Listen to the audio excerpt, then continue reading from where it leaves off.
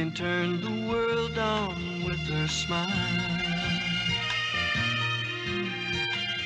Who can take a nothing day and suddenly make it all seem worthwhile? Well, it's you, girl, and you should know it. With each glance and every little movement you show it. Love is all around, no need to waste it. You can never tell, why don't you take it? You're gonna make it after all. You're gonna make it after all.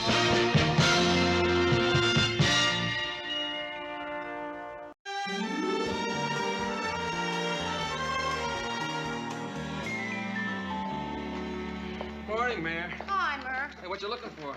Oh, just some kind of offbeat character we might be able to use as a feature tonight. Oh, any luck? No, so far the best I can come up with is a man who can play the flight of the bumblebee by hitting his head with a wet spatula. Ooh. Hi, guys. Hi, Stan. Listen, Murph, about tonight's Excuse me. Do you know how long it takes to fly from Minneapolis to New York? Oh, about 2 hours, I think. I was thinking You know how long it takes to get from the airport in New York to the center of New York? About 3/4 of an hour, I think. I was thinking if You we know started any good hotels in New York? Any good restaurants? Any good shows to see in New York? Are you by any chance going to New York? Boy, try to keep a secret around here. Well, as long as the cat's out of the bag, I might as well tell you the whole story. I've been asked to go to New York to audition for a host for a big new game show. You're kidding. Host of a game show? Well, I wouldn't wish that on my worst enemy. All the luck in the world, Ted. You want to know how much the job pays? Not really. But, Ted, it's not that I'm not interested, but you already make a lot more than I do. No, a lot more. And it's a little depressing to hear that someone you know... And respect. That someone you know is earning more money than you are. Ted, I don't want to discuss salaries. It's nobody's business how much anybody makes. You're right, it's nobody's business that I make $750 a week, and you only make $280 a week. And he only makes $275 a week. $215, $187, $187.50. You're right, Mary. It was foolish and insensitive of me to even bring up the subject. And you think a guy that's going to be making $1,000 a week would have more brains than to... What makes you so sure they're going to choose you for the job, Ted? Oh, come on, Murray. They have to. With Ted's intelligence, they're certainly not going to ask him to be a contestant. Thanks, Mary. Well, there's no point in being modest. I know they're going to choose me. I got a feeling that I'm going to get lucky. I only had this feeling 3 times before in my life. Once when I won the football pool, once when I won a color TV in a raffle, and on my 43rd date with Georgette.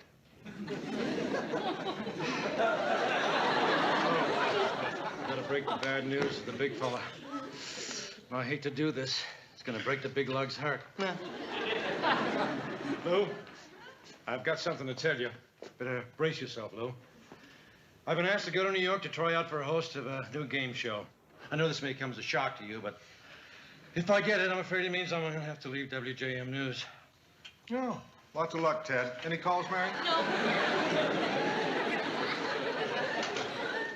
Look how he hides the pain.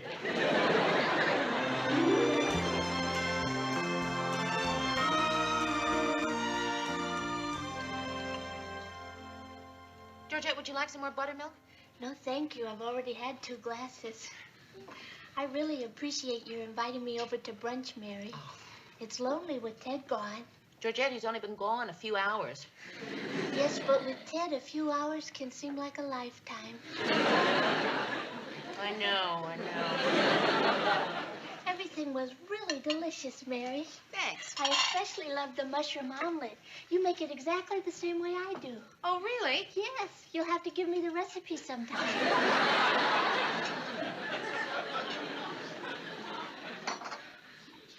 Mary, I really need help. What's on your mind? It's not going to be easy, Mary. Georgette, what is it?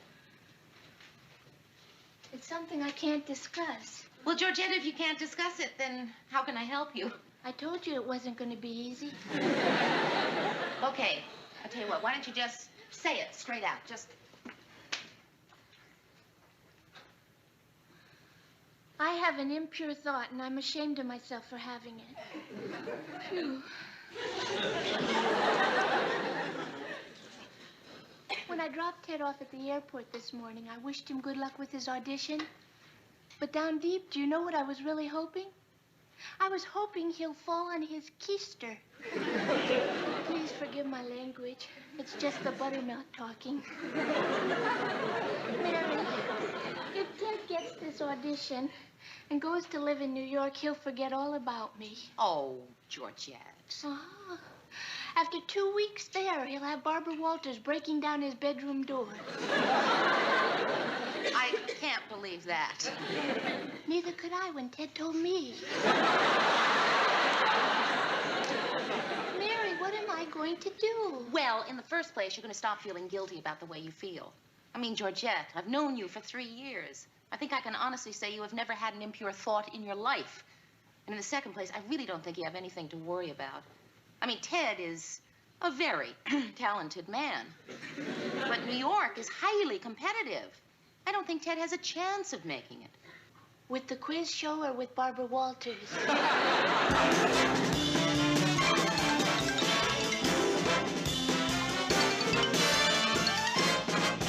You're on horse number 1, you're number 2, and you, Mrs. Franklin, are on horse number 3. Okay, everybody, we're ready to do the next audition tape. Ted Baxter. Yo! Hi, how are you? Hello. All right, Mr. Baxter. Here are the names of the contestants and some jokes which our 5 writers have done. 5 writers? Oh, this really is a big time, isn't it? Boy, if I had jokes like this in the news, I'd have been a star long ago. Have you got any questions? Oh, yes. Who decides whether or not I get the job? I do. Why? Oh, no reason, just asking. I like your jacket.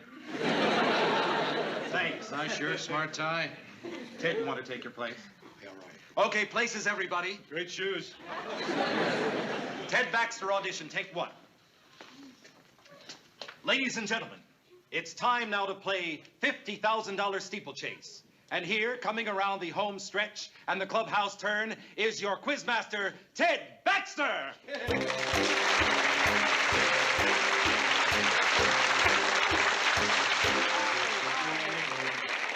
I'm Ted Baxter, and welcome to the $50,000 steeplechase. Now, today we're going to have fun, fun, fun. Remember, this is a horse race, so pick your favorite and root him in. Get as excited as you like. Shout, scream, kiss the woman in the next seat if you feel like it. Of course, if it's your wife, just shake hands. All right, now, some of you are going to win a lot of cash, so for heaven's sake, don't throw it away. Who knows, someday it may be worth something. Shake hands.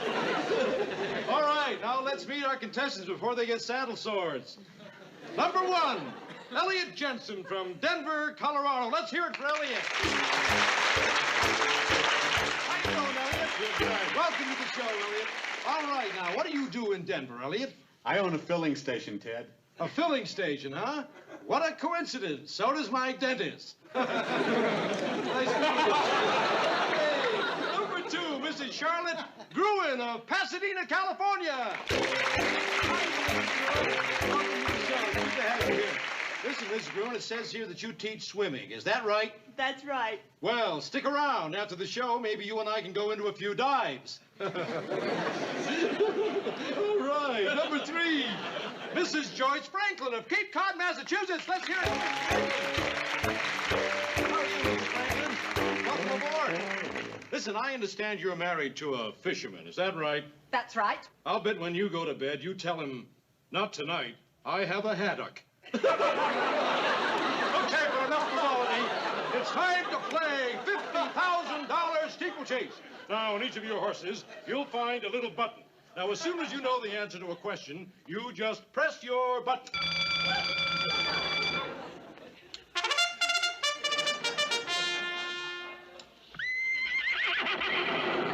All right! And remember, whoever presses first will get a chance to advance his horse. Are we ready, contestants? Ready. Ready. Okay, are we ready, Ginger? Ready. All right, we're off and running. Here's the first question, true or false? Hubert Humphrey was once Vice President of the United States. Mrs. Gruen? True. You're right!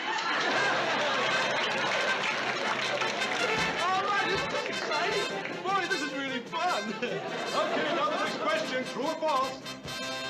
All right! Yes, you're right, Mrs. Franklin. It took Michelangelo 4 years to paint the Sistine Chapel. Good thing you didn't have to use 2 coats of paint. Okay, now. Well, we're right down to the finish line. How about this? It's neck and neck. Boy, is this a great game. All right, now, next question. True or false?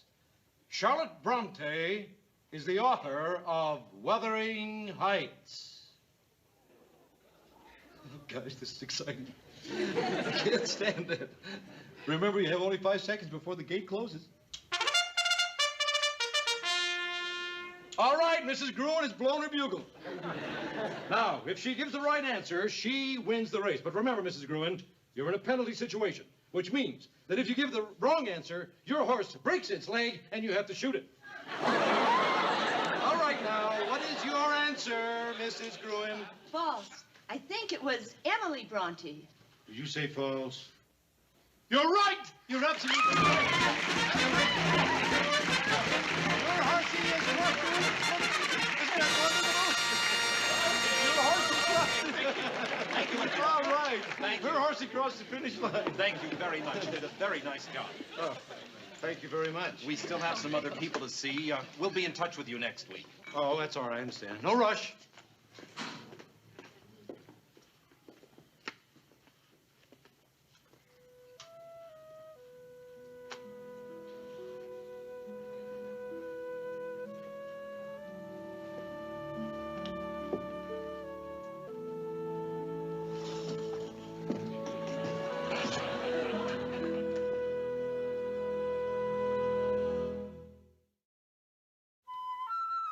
Right, I will. Okay, bye. Oh, Mary, was that call for me? No, Ted.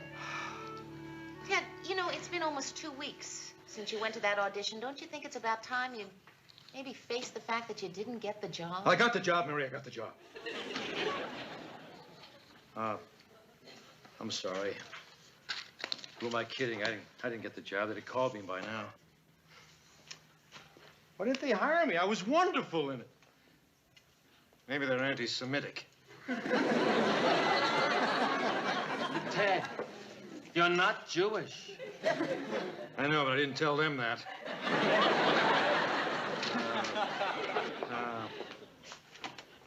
I know why I didn't get the job. Just wasn't good enough. Oh, Ted, come on. It's no disgrace to audition for something and be turned down.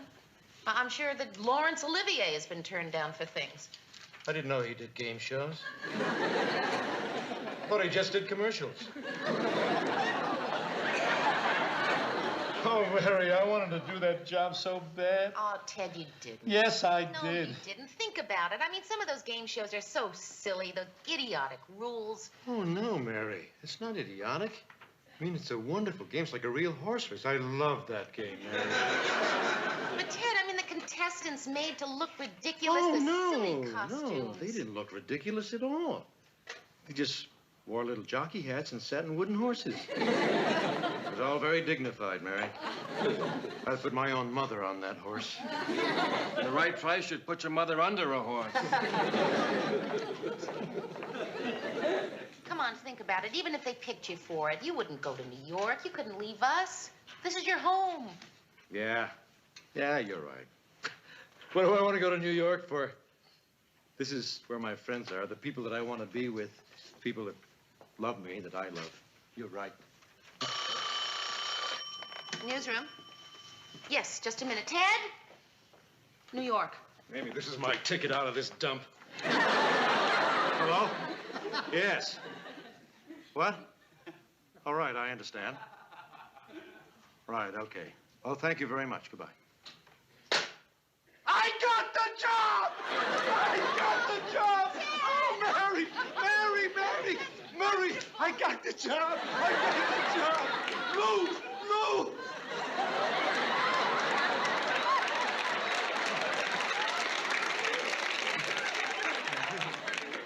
Ted, why are you trying to lift me off the ground?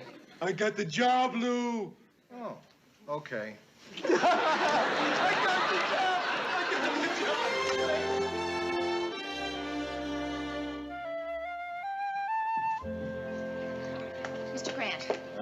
terrific news. I just talked to Warren Jessup, and his contract with Channel 6 is up at the end of this month. He is very interested in coming over to WJM. Hey, that's great. That goes for a drink. What do you have?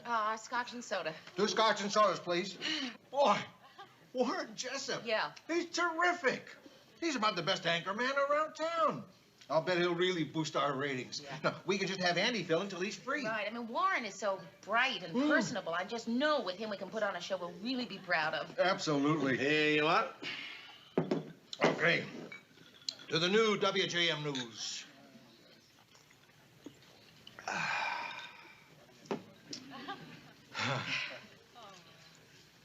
You feel as rotten as I do? Why, Mary? Why? For 7 years, let's be honest now, we've all been dreaming of the day Ted would leave. Finally, here it is, the night of Ted's last newscast, and we're all miserable. Why? Oh, I know I can't figure it out either. You know, when I was a little kid, I had this little wart on my index finger. You had a wart? Yeah, it really used to embarrass me, you know. Yeah. I never knew where to hide my hand. I used to put it behind my back, stick it in my pocket behind my head. You know, it really drove me crazy. Anyway, one morning I woke up, the wart was gone. Yeah. I know what you're trying to say. Right. If I didn't miss that wart, why should I miss Ted?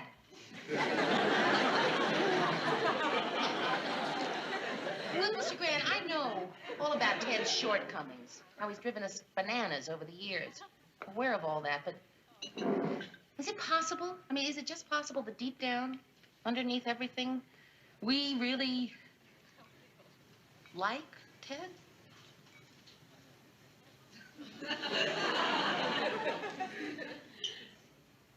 No. All right, I'm gonna miss him. Well, why don't you tell him that? Maybe if you did, he'd stay. No, I don't know what to say to him. Just tell him you like him. That he's a good guy. Tell him how lonely and empty the newsroom is gonna seem without him. Lie. Maybe you're right, Mary. Maybe I should talk to him. Okay. Why don't you go on upstairs? I'll just finish my drink. Okay. You know, funny, isn't it? Whoever thought I'd be pleading with Ted Baxter to stay on at WJM? I guess he's not the world's worst anchor man. I mean, he's no Walter Cronkite, no John Chancellor, no Harry Reasoner. But he's got something that they don't have, unpredictability. Oh, sure, you know when you watch him that he's gonna put his foot in his mouth. But the thing you can never figure out is how he's gonna get the other one in there with it. So this is Ted Baxter saying good night, good news, and goodbye. Gee, Ted Baxter's last newscast for WJM. Yeah. Oh, hi, Georgette. Hi, Mary. What you got there? I have to bring it down to Ted's car. It's some things he wants to take to New York to remind him of all the wonderful times he had here. Oh, how nice. You know, things like pictures, letters, awards, Aw. pencils, paper clips, ballpoint pens, light bulbs. I guess I got everything, Georgia. You want to put this in there, too? Okay, Ted. I'll get you down in the car. Okay. Bye, Mary. Bye, Mary. Bye, Georgia. Well, this is it. Ted Baxter's farewell. But unlike General Douglas MacArthur, I shall not return. Gee, Ted, the folks on Bataan are really going to be choked up about that. Well, I better get going, George. It's waiting for me. Well, aren't you going to stay and say goodbye to Well, Mr. no, I've got Grant? too many things to do. I'll just call him from the airport. Barry, I just want you to know I appreciate everything you've done for me. Because the words you wrote made me what I am. Gee, Ted, I feel 4 feet tall.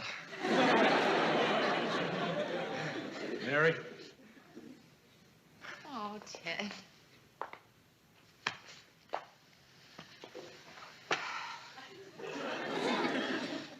Goodbye, guys.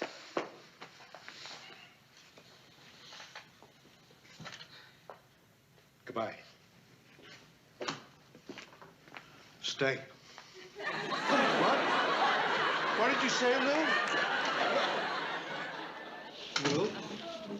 Did you say something? Yeah. I said stay. Gee, that's one of the nicest things anyone ever said to me. I'd like to stay, Lou. I love it here, but this is my big chance. For what, Ted? So you can go to New York and become a quiz master? Is that what you want people to say when you walk down the street? There goes Ted Baxter. He's a quiz master. It's not that bad, Lou. Just the way you say it makes it sound terrible. Oh, yeah? Then you say it, Ted. Say, Ted Baxter is a quiz master. Ted Baxter is a quiz master.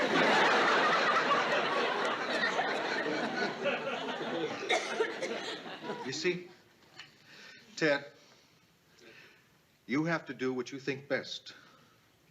But I want you to know that I will always think of you as a newsman. You mean that, Lou? You always serve the people by broadcasting the truth. You should be proud of that.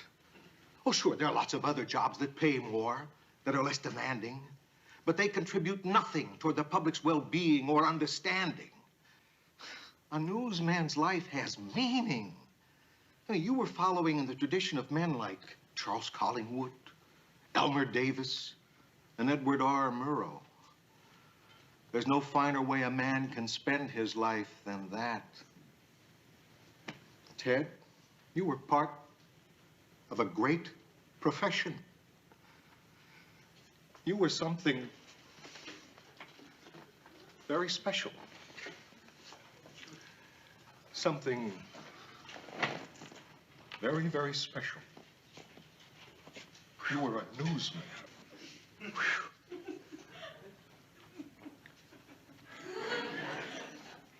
Can I use your phone, Lou? Sure.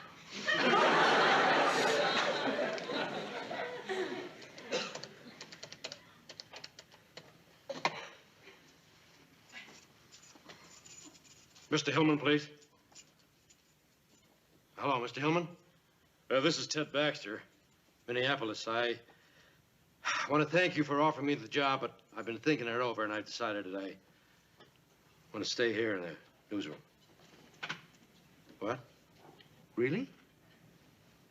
He's offering me another $200 a week, Lou. You're a newsman, Ted. A newsman. Oh, Mr. Hillman, listen, I'm sorry. It has nothing to do with money. Well, another $500 a week, Lou. A newsman, Ted.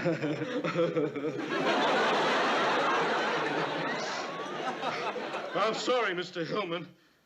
Oh, $450, Lou.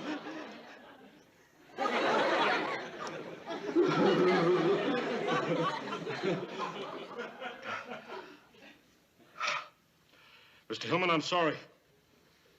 Now I've made up my mind. Good luck on your show. Thanks a lot. Goodbye. Oh. I'm a newsman, aren't I, Lou? A newsman? Yes, Ted. You're a newsman. And a darn good one, too. I never said that.